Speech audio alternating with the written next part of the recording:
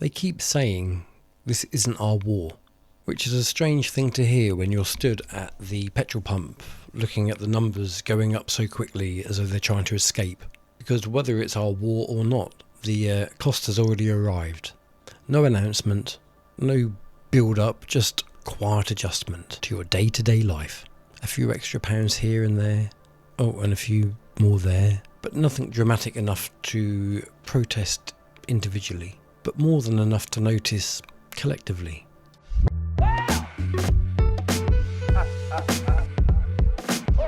Yes, hello, welcome to the channel. It's me, Chris. I hope you're all well.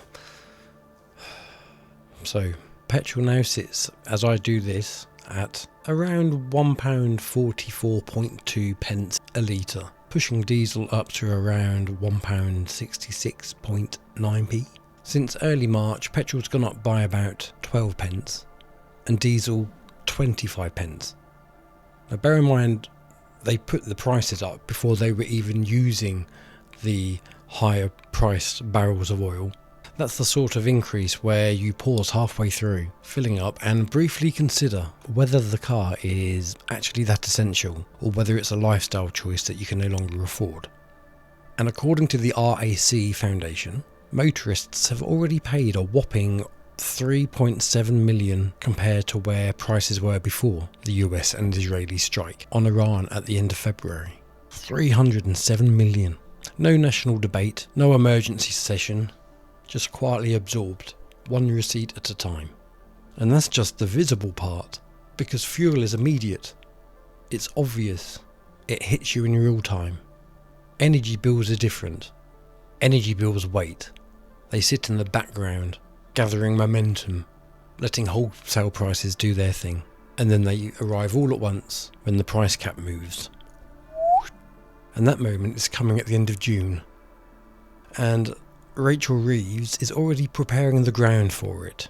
She describes the potential impact as significant, which is one of those carefully chosen words that sounds responsible, whilst leaving plenty of room for things to get worse than what people expected. Contingency planning is underway, every eventuality being considered, systems being lined up. That all sounds rather orchestrated, doesn't it? Until you realise that the government don't actually plan for any kind of contingency or every eventuality unless they're expecting at least a few of those eventualities to actually happen. Then comes the part that affects how this lands. Support. Yes, there will be support. No, it won't be for everybody. This time it's targeted. Now, targeted support sounds efficient. It sounds like somebody has carefully analysed the situation and decided that's exactly where we should go. In practice, it means some households will get assistance whilst a large proportionate of households will not. Because the cost itself isn't targeted.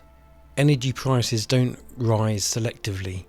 They don't check for eligibility before increasing. They don't skip over households that are just about managing. They go up, across everything.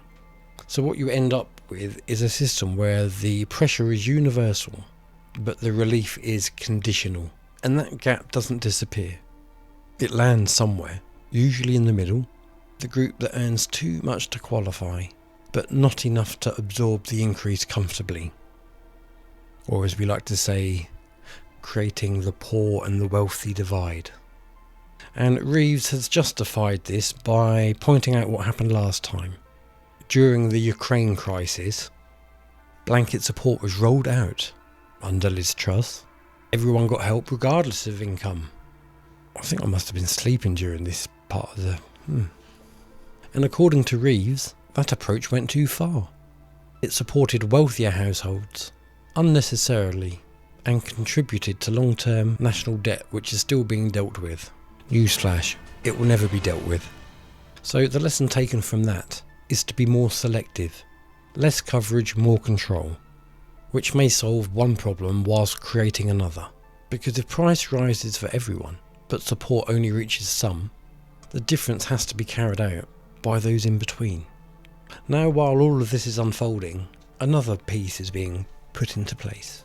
The Competition and Markets Authority is being given new powers to clamp down on price gouging. That's being presented as protection, and on the surface it is, but the timings matter. You don't strengthen enforcement unless you suspect behaviour that needs controlling. Markets respond to pressure. If supplies tighten, prices rise. If uncertainty increases, margins widen. So when the government starts talking about stopping excessive increases, it suggests that they're anticipating increases that could become excessive.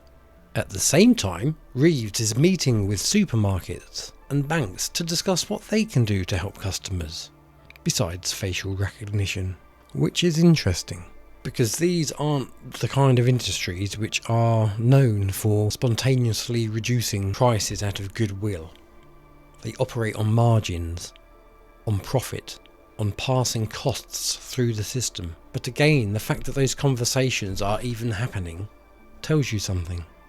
This isn't expected to stay contained to just fuel. It's expected to spread. Food prices, borrowing costs, everyday spending. Because once energy becomes more expensive, everything connected to it follows. Transport costs rise, supply chains tighten, businesses adjusting pricing, and the effect filters through to pretty much everything you buy. There's also the introduction of tools like the Fuel Finder app, designed to help drivers avoid the higher pricing petrol and diesel pumps, which is helpful, but only within limits. Because if the prices are rising everywhere, comparison doesn't change direction. It just slightly alters the route. You might save a little, but you're still paying more than you were before. Now, officially, the message remains consistent. This is not a war that the UK started, not a war that the UK joined, but it is a war that will impact the country, which is a careful way, in my opinion, of separating responsibility from consequence. But that separation only works on paper, because economically, the impact is already embedded. And then there's the operational side. UK forces have allegedly been involved in defending allied regions: Israel, Saudi Arabia, Kuwait, Bahrain and Jordan. There have been drone interceptions, activity at a joint base in Iraq. So while the official language remains distance, the action suggests something somewhat closer. Not full engagement, not complete detachment, somewhere in between. And historically, that position tends to move rather than stay fixed. Then comes the longer term shift: energy security. Reeves has committed to speeding up nuclear power planning by 2027, implementing recommendations from the Fingleton Review. There's also encouragement for further investment in North Sea oil and gas, specifically tiebacks, which essentially means extending existing fields rather than opening up entirely new ones. These are not short-term responses, they're structural. They suggest preparation for continued instability rather than a temporary disruption. Because if this was expected to resolve quickly, you wouldn't be accelerating long-term infrastructure decisions. Let me know what you think in the comments below. Look after yourselves, and I'll speak to you in the next video. Bye for now.